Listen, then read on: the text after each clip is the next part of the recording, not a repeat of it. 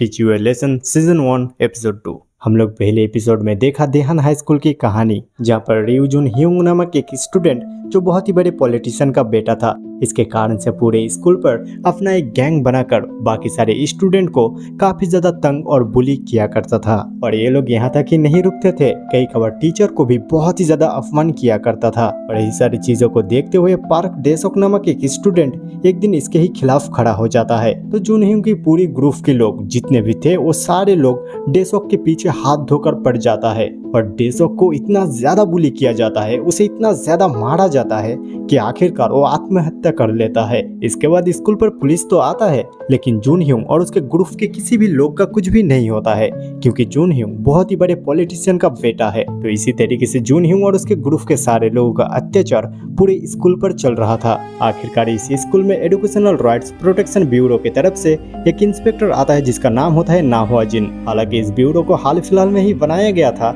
लेकिन ये इंस्पेक्टर आते ही यहाँ की सारी बदमाशी को कम कर देता है और उसके साथ में जुन ह्योंग और उसके ग्रुप के लोग को अरेस्ट कर लिया जाता है डेसोक की मौत के कारण से। और जुन ह्योंग के पिता जो बहुत ही बड़े पॉलिटिशियन थे, वो अपने बेटे को बचाने के चक्कर में खुद ही अपने सारे स्कैंडल को सबके सामने लाकर खड़ा कर देता है और इसके चलते वो खुद ही अपने पूरे कैरियर को खत्म कर देता है। यही सारा चीजें जब देहान हाई स्कूल पर चल रहा था, तब उस टाइम पर नाहुआ जिन कुछ स्टूडेंट को काफी ज्यादा मारा था और वही सारा वीडियो स्टूडेंट की सोशल मीडिया फीड पर बहुत ही बुरी तरीके से वायरल हो जाता है। इसके कारण से एपिसोड 2 के शुरुआत में ही हम लोग को कुछ प्रोटेस्ट देखने के लिए मिलता है। और जब एजुकेशनल मिनिस्टर चोई गांग सॉक यानी कि जिन्होंने एआरपीबी को बनाया है, वो जब नीचे आता है तब पूरे मीडिया उन्हें घेर लेता है और सवाल करना शुरू कर देता है एआरपीबी को लेकर। तो यहाँ पर एजुकेशनल मिनिस्टर यानी कि चोई गांग सूक बहुत ही अच्छा बातें करता है, जैसे कि अब स्कूल पर पढ़ाई होने के बजाय सिलेबस कंप्लीट किया जा रहा है। कोई भी स्टूडेंट स्कूल पर पढ़ने नहीं जाता है,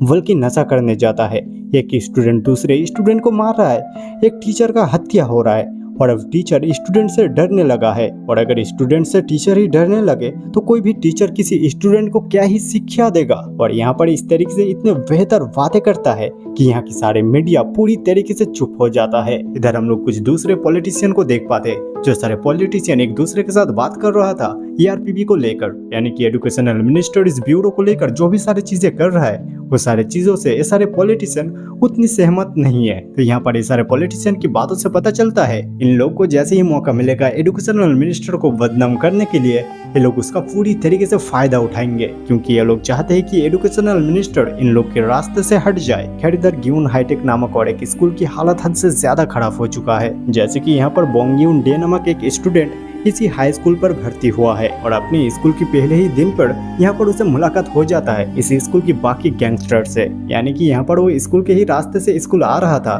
तभी इसी रास्ते से इसी स्कूल के बाकी गैंगस्टर बाइक लेकर आ रहे थे और इतने जोर से यहाँ पर बाइक लेकर जाता है, इस चीज पे ये तो पूरी तरीके से डर जाता है। खैर इस स्कूल पर मेजरली 2 गैंग रहता है। पहला गैंग होता है जिस गैंग को लीड करता है चो इन बियोम, जिसका बाल थोड़ा सा लंबा है और काफी पतला दुबला भी दिखता है। इसे देखकर कोई भी नहीं कह सकता कि ये गैंग का लीडर है। जैसे कि यहाँ पर बोंग्यून डे स्कूल पर जैसे ही एंट्री करता है, उसका मुलाकात होता है चो इन बियोम के साथ। तो यहाँ पर चो इन बियोम बोंग्यून डे को अपना ग्रुप के बारे में कहता है और कहता है कि कोई भी परेशानी हो तो उसको कहने के लिए। और इसी के साथ यहाँ पर चो इन बियोम बोंग्यून डे के पास जो भी सारा पैसा वैसा है वो सारा चीजें ले लेता है। और इसके बाद दूसरा जो गैंग होता है, उस गैंग को लीड करता है पार्क सियोंग ह्वान। इसके सर के बाल काफी छोटे होते हैं और इसके बॉडी पर काफी ज्यादा टैटू होते हैं। और इसी स्कूल की ये दोनों गैंग मिलकर एक दूसरे के खिलाफ हमेशा ही लड़ते रहता है और उसका वीडियो भी बनाता है और ये सारा वीडियो भेजता है जानगुआंग ह्योक को। दरअसल जानगुआंग ह्योक इसी स्कूल का स्टूडेंट है जो स्कूल पर ज्यादा आता नहीं है। दरअसल वो स्कूल के बाहर जाकर बाहर की गैंग के साथ मिलकर वो भी बहुत ही बड़ा गैंगस्टर बन चुका है और इसी कारण से जानगुआंग ह्योक इस स्कूल के बाकी सारे स्टूडेंट के लिए बिल्कुल एक आइडियल बन चुका है। और इसके ही चलते स्कूल के बाकी सारे स्टूडेंट एक दूसरे के खिलाफ जाकर एक दूसरे के खिलाफ लड़ते हैं और ये सारा वीडियो उस गैंगस्टर को भेजता है ताकि उस गैंगस्टर को इम्प्रेस कर सके और उस गैंगस्टर के ग्रुप में जा सके। और इसी कारण से तो पार्क सियोन ह्वान और चो इन ब्यूम ये दोनों मिलकर एक दूसरे के खिलाफ जाकर हमेशा ही लड़ते रहता है। और देखो आज इन ब्यूम की किस्मत, यानी कि गैंगस्टर गोन ह्यूक उसे डीएम किया है यानी कि वो उसके गैंग पर जाने के लिए सिलेक्ट हो चुका है। और इस बात पे इन बीम काफी ज्यादा खुश होता है। इसके कारण से वो सियोंग होंग को भी दिखाता है कि देख मैं सिलेक्ट हो चुका हूँ। खैर इधर हम लोग देख पाते हैं गुन हाईटेक स्कूल की प्रिंसिपल और ना हुआ जिनको एक साथ। दरअसल यहाँ पर गुन हाईटेक स्कूल के प्रिंसिपल यहाँ पर ना हुआ जिनको इस बात को समझा रहा था कि इस स्कूल में कितने सारे गैंग बन चुके हैं और वो सारे गैंग आखिर में काम कैसे करता है। यहाँ पर प्रिंसिपल जान गोंग हियोक और उसके सारे साथी के बारे में कहता है। इसी के साथ इन बीम सियोंग होंग इनके जैसे छोटे छोटे स्टूडेंट का नाम भी लेता है जो सारे स्टूडेंट गैंगस्टर बनना चाहता है। और यहाँ पर इस प्रिंसिपल को लगता था कि ना हुआ जिन के साथ और भी बहुत सारे लोग आएंगे, लेकिन ना हुआ जिन जब कहता है कि वो अकेला है, ये प्रिंसिपल बिल्कुल भी बिलीव ही नहीं कर पाता कि अकेला इंसान पूरी तरीके से ये सारा चीजें ठीक कर सकता है। लेकिन यहाँ पर ना हुआ जिन प्रिंसिपल को भरोसा देता है कि वो अकेला ही सब कुछ ठीक कर सकता है और बहुत ही जल्दी सारे स्टूडेंट मिलकर पढ़ाई का लुत्फ उठाएंगे। खैर इधर इन बीम तो गैंग पर जाने के लिए सिलेक्ट हो चुका था, लेकिन सियोंग होंग अभी तक सिलेक्ट नहीं हुआ था और इस बात पे वो काफी ज्यादा गुस्से में था। और यहाँ पर हियनजू नामक एक स्टूडेंट को काफी ज्यादा मारता है, उसके सारे किताब को पानी से भिगो देता है। और इसी के साथ बोंग्योन डे को हियनजू के साथ लड़ाई करने के लिए कहा जाता है। बोंग्योन डे यहाँ पर नया था, इसके कारण से यहाँ पर उसे कुछ भी पता नहीं होता है। इसी कारण से हियनजू उसके पास आकर कहता है कि उसे मारने के लिए। अगर वो ऐसा नहीं करता है तो सियोंग होन और बाकी सारे लड़के मिलकर उसे काफी ज्यादा मारेंगे। इसी कारण से यहाँ पर हियनजू जानबूझकर मार खाता है और यहाँ पर बोंग्योन डे को बचाता है। अगर हियनजू ऐसा नहीं करता तो उसके जगह पर बोंग्योन डे को पंचिंग स्टार बनाया जाता और सब लोग आकर उसे पंच करता। खैर हियनजू का इस तरीके से मार खाना उसका रेगुलर हो चुका है, इसके कारण से मार खाने की उसे आदत पड़ चुकी है। और इतना ज्यादा मार खाने के कारण से हियनजू को घर लौटने में काफी तकलीफ हो रहा था। तो यहाँ पर उसके पीछे बोंग्योन डे आ रहा था, तो बोंग्योन डे आकर उसे घर लौटने में हेल्प करता है। और इसी के बीच में दोनों का एक दूसरे के साथ बातचीत होता है और हियनजू बोंग्योन डे को अपने घर आने के लिए बोलता है। तो बोंग्योन डे भी उसके पीछे पीछे जाता है उसके घर। यहाँ पर आने के बाद उसे पता चलता है कि हियनजू का परिवार बहुत ही गरीब है, इसके कारण से हियनजू अच्छी तरीके से पढ़ाई करके एक अच्छा सा जिंदगी जीना चाहता है। खैर अगले दिन जब हियनजू स्कूल जाता है तब हर दिन की तरह सियोंग होन के गैंग किसी को मार रहा था और इस चीज को देखकर मानो कि हियनजू थक चुका है। तभी उसके पीछे आता है ना हुआ जिन और उसे पूछता है तुम हर दिन स्कूल पे आकर मार खाते हो फिर भी स्कूल चले आते हो। तभी हियनजू कहता है क्योंकि मुझे पढ़ाई करना है। तो ना हुआ जिन भी कहता है तुम अंदर जाओ और जाके पढ़ाई करो, आज तुम्हें कोई भी डिस्टर्ब नहीं करेंगे। और जैसे ही हियनजू अंदर जाता है तभी बोंग्योन डे को मार के प्लास्टिक में पैक करके उसे बाहर फेंक दिया जाता है। यहाँ पर बोंग्योन डे धीरे से ना हुआ जिन को अपना परिचय कहता है। दरअसल वो एक इंस्पेक्टर है जो खुफिया तरीके से स्टूडेंट बनकर यहाँ पर आया है ताकि वो प्रमाण इकट्ठा कर सके। दरअसल इससे पहले की केस में ना हुआ जिन बहुत सारे स्टूडेंट को मारा था और इसके वीडियो बहुत ही वायरल हुआ था। तो इस बार इसी कारण से बोंग्योन डे को पहले ही इसी स्कूल में भेज दिया गया था इसी स्कूल की बाकी सारे स्टूडेंट की वीडियो बनाने के लिए। लेकिन ना हुआ जिन पहले तो यहाँ पर बोंग्योन डे को पहचान ही नहीं पाया था।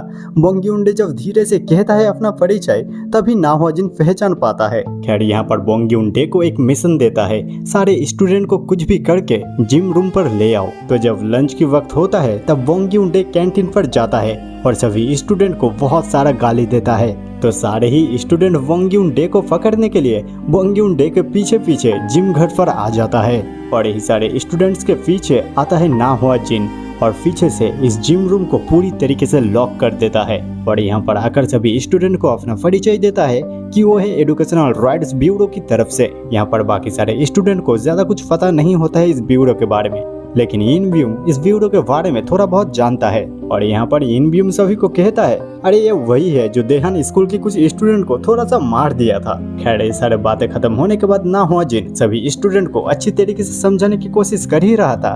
तभी यहाँ पर सियोंग होन और बाकी सारे स्टूडेंट ना हुआ जिन के ऊपर टूट पड़ता है।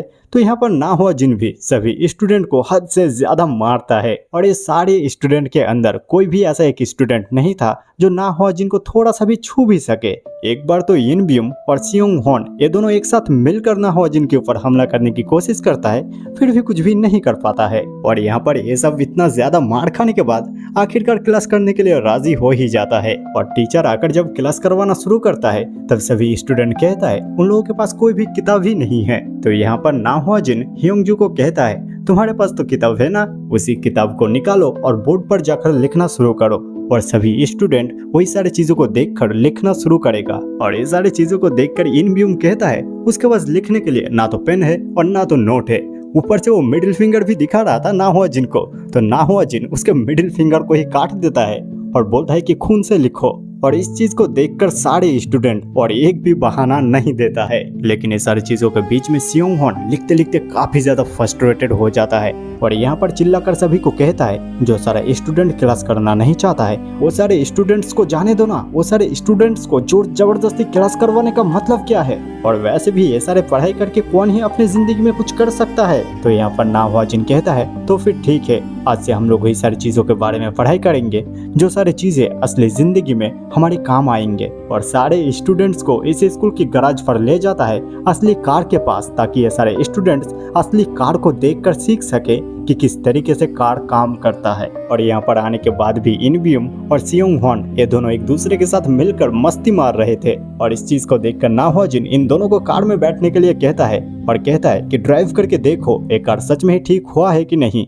और इन दोनों को बिल्कुल भी भरोसा नहीं होता है कि ये कार सच में ही ठीक हो चुका है। तो यहाँ पर नाहुआ जिन आकर कार में बैठता है और इस कार को ड्राइव करना शुरू करता है और इतने तेज और इतने डरावने तरीके से इस कार को ड्राइव करता है, इन दोनों की तो सांसें ही बाहर आ जाता है। यहाँ पर तो इनब्यूम और सियोंग हॉन ये दोनों सोच ही लेते हैं कि शायद से आज तीनों ही मरने वाले हैं। और इधर गैराज के अंदर से सारे स्टूडेंट्स नाहुआ जिन की ड्राइविंग स्किल देख रहा था और इस सारी चीजों को देखकर सारे स्टूडेंट्स नाहुआ जिन का तो फैन ही बन जाता है। और इधर इनब्यूम और सियोंग हॉन का जान निकलते निकलते बच चुका है। और यहाँ पर मौका देखते हुए नाहुआ जिन यहाँ पर कुछ बातें भी कर देता है, जैसे कि कहता है आज से कोई भी स्टूडेंट इस बात को नहीं कहेगा कि कौन सा क्लास जरूरी है और कौन सा नहीं, इस चीज को तय करेगा एक टीचर। खैर इधर हम लोग ऑपोजिशन पॉलिटिकल पार्टी के नेताओं को देख पाते हैं जो सारे नेता नाहुआ जिन के बारे में इंफॉर्मेशन इकट्ठा कर रहा था, लेकिन इन लोगों को इंस्पेक्टर नाहुआ जिन के बारे में कोई भी इंफॉर्मेशन किसी भी जगह पर नहीं मिलता है। और इधर स्कूल पर सभी स्टूडेंट्स को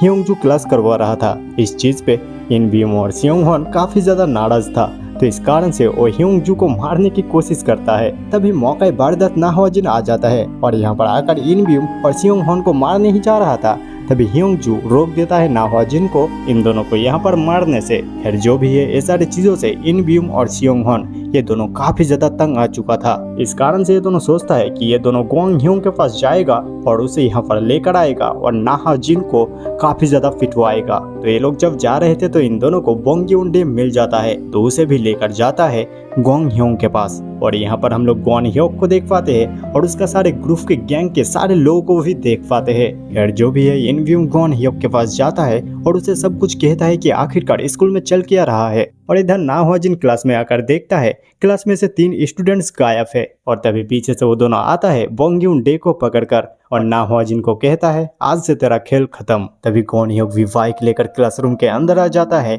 और पूरे क्लासरूम में एक चक्कर लगाता है और इस बात पे क्लासरूम के सारे स्टूडेंट गोन ह्योंग का फैन बन जाता है और चिल्लाने लगता है गोन ह्योंग का नाम, जिस चीज पे नाहुआ जिन भी कहता है एंट्री तो काफी बढ़िया है। फिर क्या दोनों के बीच में थोड़ी सी डायलॉग बाजी होता है, देन दोनों लड़ना शुरू करता है जहां पर नाहुआ जिन बहुत ही इजीली हार जाता है गोन ह्योंग के पास। इस बात पे गोन ह्योंग खुश होकर चिल्लाना शुरू करता है और सबको कहता है कि इसके बाद अगर कोई भी इंस्पेक्टर या कोई भी तुम लोग को आकर तंग करे तो मुझे कहना। तभी पीछे से नाहुआ जिन क्लैप करते हुए उठता है और कहता है तुम अभी भी बच्चा ही हो और उससे भी बदतर है तुम्हारा ये दिमाग। तुम्हें क्या लगता है कि तुम्हें स्कूल में अभी ही आने दिया? ये सब कुछ प्लान था। तब गोन ह्योंग को नाहुआ जिन अपना प्लान सुनाता है कि आखिरकार क्यों उसे स्कूल आने के लिए मजबूर किया। दरअसल गोन ह्योंग इस स्कूल के सारे स्टूडेंट्स के लिए एक आइडल है। इस कारण से गोन ह्योंग को सारे स्कूल के स्टूडेंट के सामने हराना बहुत ही जरूरी था। तो यहाँ पर गोन ह्योंग को नाहुआ जिन ठीक उसी तरीके से मारता है जैसे कि एक बड़ा इंसान एक छोटे बच्चे को मारता है। और इस चीज को देखकर इस स्कूल के सारे स्टूडेंट गोन ह्योंग को जो अपना आइडियल मानता था वो चीज अब गायब हो जाएंगे। लेकिन गोन ह्योंग का जितने भी सारे गैंग के गुंडे थे वो सारे गुंडे स्कूल के बाहर ही खड़े हुए थे। अब वो सारे गुंडे एक एक करके स्कूल के अंदर आना शुरू कर देता है और नाहुआ जिन सभी गुंडे को इतना ज्यादा मारता है कि इन जैसा मार मानो कि इस स्कूल की स्टूडेंट कभी भी देखा ही नहीं है। और यहाँ पर जितने भी सारे गुंडे थे वो सारे गुंडों को एक एक करके जब मार देता है तब यहाँ पर इनब्यूम और सियोंग हॉन घुटने में आ जाता है और नाहुआ जिन के पास माफी मांगना शुरू कर देता है। तो ना हुआ जिन कहता है कि सोच कर देखो तुम दोनों को माफी किसके पास मांगना चाहिए। तो ये दोनों सीधा ह्योंगजू के पास जाता है और उसके सामने घुटनों में आकर माफी मांगना शुरू कर देता है। और जैसा कि तुम जानते ही हो कि ह्योंगजू काफी ज्यादा अच्छा इंसान है, तो इसके कारण से इन दोनों को ह्योंगजू माफ कर देता है। इसी के साथ यहाँ पर ना हुआ जिन सभी स्टूडेंट्स को कहता है कि अगर किसी को क्लास पर नहीं आना है, किसी को स्कूल पर नहीं आना है, तो बेशक नहीं आ सकता है, वो उसकी जिंदगी है। लेकिन कोई भी स्टूडेंट यहाँ पर आकर दूसरे स्टूडेंट को तंग नहीं कर सकता, दूसरे के रास्ते का कांटा नहीं बन सकता। इस सारे बातों के ही बीच में यहाँ पर बाकी सारे डिपार्टमेंट से भी पुलिस आ जाता है। और इधर हम लोग टीवी पर एजुकेशनल मिनिस्टर को देख पाते हैं, जो घोषणा करता है कि आज से कि स्कूल पर कोई भी टैटू अलाउड नहीं होगा, स्कूल पर कोई भी बाइक अलाउड नहीं होगा। और इसी के साथ अगर कोई भी स्टूडेंट गलत काम करते हुए पकड़ा जाता है तो उसे कोई बच्चा नहीं बल्कि एडल्ट समझकर उसके ऊपर कार्रवाई किया जाएगा। देन हम लोग एजुकेशनल मिनिस्टर को ईआरपीवी के डिपार्टमेंट पर देख पाते हैं, जहाँ पर बोंग योंडे स्कूल में उसके ऊपर जितने भी सारे पैसों का लूटपाट हुआ है और जितने भी सारे पैसा उसकी पॉकेट में से खर्च हुआ है, वो सारे पैसों का बारे में एजुकेशनल मिनिस्टर को कहता है। तो यहाँ पर एजुकेशनल मिनिस्टर भी कहता है कि कोई बात नहीं, सारा पैसा तुम्हें वापस मिल जाएंगे। और यहाँ पर तो ये सारा चीजें बिल्कुल ही ठीक ठाक चल रहा था। लेकिन उधर दूसरे ही तरफ ऑपोजिशन पॉलिटिकल पार्टी के कुछ नेता को कुछ बहुत ही महत्वपूर्ण फोटोस हाथ लग चुका था। दरअसल पहले एपिसोड में हम लोगों ने जिस ग्रेव को देखा था वो ग्रेव थी चोई गा यूंग की, और चोई गा यूंग थी एजुकेशनल मिनिस्टर की बेटी, और इसी के साथ थी ना हुआ जिन की फियोंसे। खैर चोई गा यूंग तो मर चुकी है, लेकिन यहाँ पर एजुकेशनल मिनिस्टर और ना हुआ जिन के कुछ रिश्ते मिल चुका है। और शायद से नेक्स्ट एपिसोड में इसी बात को लेकर बहुत ही बड़ा पॉलिटिकल मुद्दा बनने वाला है। खैर इस बात का पता तो नेक्स्ट एपिसोड में ही चलेगा।